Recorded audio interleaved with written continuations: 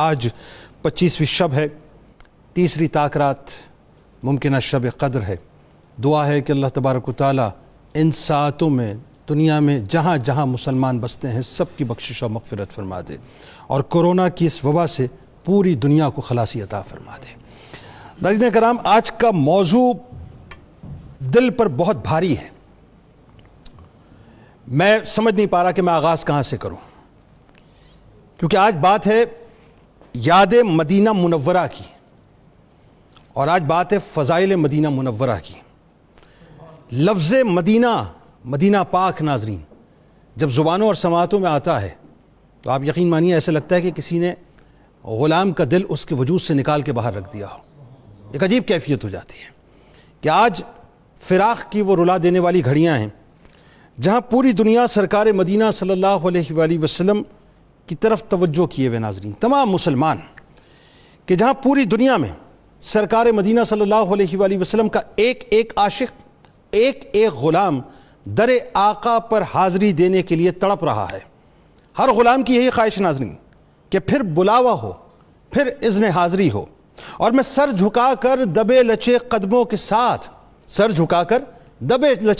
ساتھ الصلاۃ والسلام علیک یا رسول اللہ صلی اللہ علیہ وآلہ وسلم کی صداؤں کو بلند کرتا ہوا مواجہ کے سامنے ایک مجرم کی حیثیت سے، ایک غلام کی حیثیت سے کھڑے ہو کر اپنے آقا کو سلام عرض کروں اور یہ کہوں کہ اسألک الشفاعۃ یا رسول اللہ صلی اللہ علیہ وآلہ وسلم، اس آقا کی بارگاہ میں حاضری دوں ناظرین کہ جن کے فراق میں، جن کے ہجر میں مکہ بھی پکار اٹھا کہ یا رسول اللہ، ہجر کی شب آپ کی جدائی میں جو ہوا سو ہوا، لیکن اب تک آپ کی خوشبو میری کھوئی ہوئی یادوں میں خوابوں کی طرح موجود ہے۔ یہ وہی خوشبو ہے ناظرین کہ جس خوشبو سے یثرب مدینہ طیبہ ہوا، اور یہ وہی نور ہے جس نور سے مدینہ مدینۃ منورہ ہوا۔ یہ وہی خوشبو ہے ناظرین جو آج بھی عشاقان رسول صلی اللہ علیہ وآلہ وسلم کے عشق کو جلا بخش دی ہے کہ مدینہ پاک کے در و دیوار، مدینہ پاک کی فضاؤں میں مہکتی وہ بھینی نبی کونین صلی اللہ علیہ وآلہ وسلم کے پسینے مبارک کی خوشبو آج بھی عاشقوں کو حیات جاوداں بخشتی ہے، جس سے ان کی روح ایمان سرسبز و شاداب ہوتی ہے اور ان کے ایمان و عقیدے میں ایک نئی تازگی پیدا ہوتی ہے۔ صرف عشاق ہی نہیں ناظرین، بلکہ 70,000 فرشتے صبح اور 70,000 فرشتے شام کو صرف در مصطفیٰ صلی اللہ علیہ وآلہ وسلم پر حاضری دینے حاضر ہوتے ہیں کہ سرکار مدینہ صلی اللہ علیہ وآلہ وسلم کی خوشبو سے مدینہ پاک، مدینہ طیبہ آج بھی مہک رہا ہے۔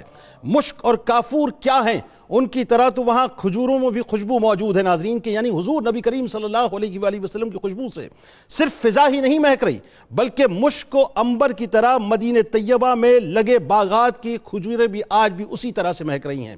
بلکہ یوں کہیے ناظرین کہ نبی کریم صلی اللہ علیہ وآلہ وسلم کے پسینے مبارک کی بھینی خوشبوؤں سے کائنات عالم مہک رہا ہے۔ یہی وجہ ہے کہ نسیم سحر کو پانے کے لیے ہر عاشق رسول صلی اللہ علیہ وآلہ وسلم بے چین و بے قرار ہے کہ بس کسی طرح سے مدینے کی سرزمین پہ یہ گناہگار حاضر ہو جائے۔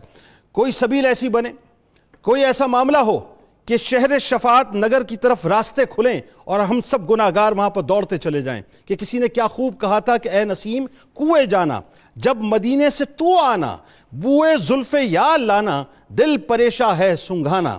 اللہ تعالیٰ کے حبیب صلی اللہ علیہ وآلہ وسلم کی برکت سے ناظرین مدینہ طیبہ کی مٹی وہ کمال حاصل کر گئی جو دنیا کی کسی مٹی کو حاصل نہیں ہوا، یعنی وہ بزرگی، وہ رفت جو اللہ تعالیٰ نے اس مٹی کو عطا کی، کسی اور مٹی کو عطا نہیں کی۔ کہ حضرت شبلی رحمۃ اللہ علیہ مدینہ منورہ کی مٹی سے جب بوئے مصطفیٰ صلی اللہ علیہ وآلہ وسلم کو پاتے ہیں تو آپ فرماتے ہیں کہ مدینہ طیبہ کی مٹی میں ایک خاص قسم کی خوشبو ہے جو مشک و عنبر میں بالکل ہی نہیں ہے، اور فرماتے ہیں کہ مدینہ طیبہ کی مٹی میں ایسی خوشبو کا ہونا عجائب و غرائب میں سے ہے۔ علامہ اقبال علیہ رحمہ نے فرمایا کہ زیر آسماں حضرت محمد مصطفیٰ صلی اللہ علیہ وآلہ وسلم کا شہر ایک ایسی ادب گاہ ہے جہاں حضرت جنید بغدادی رحمۃ اللہ علیہ اور حضرت بایزید بستامی رحمۃ اللہ علیہ جیسے عظیم الشان ولی بھی سانس روک کر آتے تھے، یعنی ادب سے اونچا سانس نہیں لیتے تھے۔ امام مالک علیہ رحمہ ناظرین، آپ تو مدنی ہیں نا، مدینے میں پیدا ہوئے، امام مالک علیہ رحمہ رحمہ کا نام ادب رسول صلی اللہ علیہ وآلہ وسلم کا استعارہ ہے۔ آئیے ذرا ادب مصطفیٰ،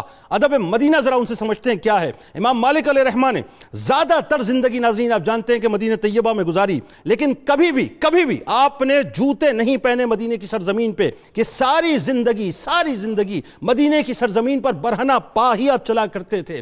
جب مدینہ کی گلیوں سے گزرتے تو عالم یہ ہوتا کہ در و دیوار سے لگ کر چلا کرتے تھے کہ کئی غلطی سے پاؤں اس جگہ نہ لگ جائے جہاں سرکار دو عالم صلی اللہ علیہ وآلہ وسلم کا نالے نے مبارک لگا ہو۔ یہ ادب مصطفیٰ صلی اللہ علیہ وآلہ وسلم اور یہ ادب مدینہ ناظرین کہ امام مالک علیہ رحمہ کے پاس اعلیٰ نسل کی سواریاں موجود تھیں، اپنے وقت کے بہترین گھوڑے موجود تھے، لیکن کبھی مدینہ کی حدود میں کسی سواری پر نہیں بیٹھے۔ اب کیوں نہیں بیٹھے؟ سوال تو یہ ہے نا ناظرین، تو سنیے جواب۔ فرماتے ہیں کہ مجھے خدا سے شرم آتی ہے کہ میں سواری کے جانور سے اس ارض مقدس کو پامال کروں جہاں اللہ کے رسول صلی اللہ علیہ وآلہ وسلم جلوہ فرما ہیں۔ یہ ادب مصطفیٰ صلی اللہ علیہ وآلہ وسلم ناظرین، اور یہ ادب مدینہ ہے کہ حضرت امام شافعی علیہ رحمہ فرماتے ہیں کہ میں نے حضرت سیدنا امام مالک علیہ رحمہ کے دروازے پر خراسان یا مصر کے گھوڑے بندے ہوئے دیکھے یا ترکی گھوڑے دیکھے، ان سے زیادہ عمدہ گھوڑے میں نے کبھی نہیں دیکھے تھے۔ میں نے عرض کیا یہ کتنے عمدہ گھوڑے ہیں؟ تو آپ نے فرمایا سب تمہیں تحفے میں دیتا ہوں۔ میں نے عرض کیا ایک گھوڑا تو اپنے لیے رکھ لیجئے، تو فرمایا، اور کیا فرمایا ذرا سنیے، اور سماعتوں سے نہ سنیے گا، ذرا عشق کے جو سماعتیں اس کو کھول کے، ان کی کھڑکیوں کو کھول کے سنیے گا ناظرین۔ کیا فرماتے ہیں مجھے اللہ سے حیا آتی ہے کہ اس مبارک زمین کو اپنے گھوڑوں کے قدموں تلے رون دوں جس میں اللہ کے محبوب صلی اللہ علیہ وآلہ وسلم تشریف فرما ہے۔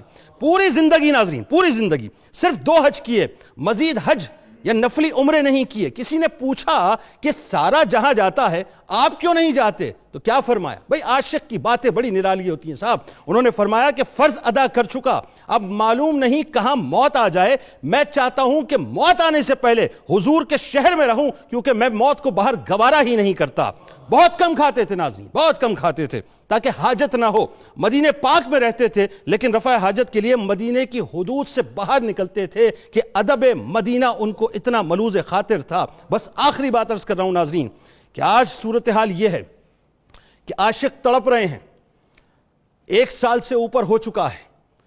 میں آپ کو سچ بتاؤں، اس پروگرام کو مجھے نہیں پتا میں کیسے کر پاؤں گا، لیکن جب تصور مدینہ آتا ہے تو صرف ایک خیال آتا ہے ناظرین، یا رسول اللہ کرم فرمائیے، یا رسول اللہ انظر حالنا۔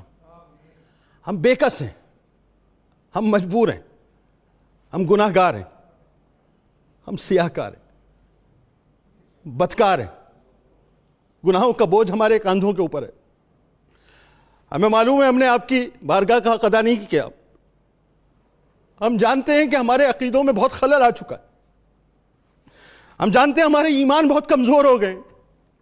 ارے جس در کو کھول کے رکھنا چاہیے تھا، مجھے کہنے دیں جملہ، جس در کو میری ماں حضرت عائشہ صدیقہ سلام اللہ علیہا نے کھول کے رکھا کہ مدینے میں قحط پڑے اور صحابہ ان کی بارگاہ میں آئے تو آپ فرمائے جاؤ مصطفیٰ کریم صلی اللہ علیہ وآلہ وسلم کی بارگاہ میں جاؤ، جا کر ان کا روشن دان کھلواؤ۔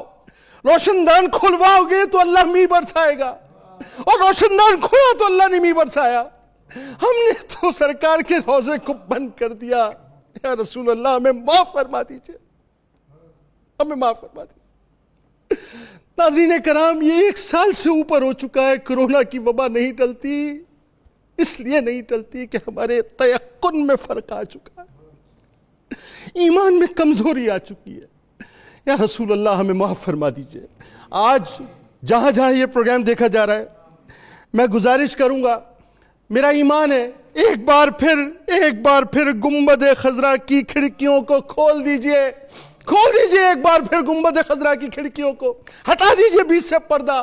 ارے کون سا کرونا اور کہاں کا کرونا، میرے رسول صلی اللہ علیہ وآلہ وسلم کی تجلیاں ایک مرتبہ پڑھنے تو دیں دنیا پر، پھر دیکھیں کہ یہ گنبد خضرا ایسی تجلیاں برسائے گا، ایسی تجلیاں برسائے گا، ایسی تجلیاں برسائے گا کہ اللہ تبارک و تعالیٰ اس کرونا کو پوری دنیا سے ختم کر دے گا۔ ارے وہ زمزم کہ جس کو میرے رسول نے فرمایا کہ پیو اس میں شفا ہے، ہم نے کبھی اس کو کھولا، کبھی اس کو بند کیا۔ وہ خانہ کعبہ جہاں پر دعائیں قبول ہوتی ہیں، ہم نے کبھی اس کو کھولا، کبھی بند کیا۔ خدا را کھول دیجئے مسجد مسجد حرام کو کھول دیجئے، مسجد نبوی کو کھول دیجئے، گنبد خضرا کے روشن دان کو کھول دیجئے، پھر دیکھیے رحمت للعالمین کی رحمت للعالمینی کہ وہ کیسے اپنے دامن کے اندر پوری دنیا کے مسلمانوں کو سمیٹتی ہے، پوری دنیا کے انسانوں کو سمیٹتی ہے۔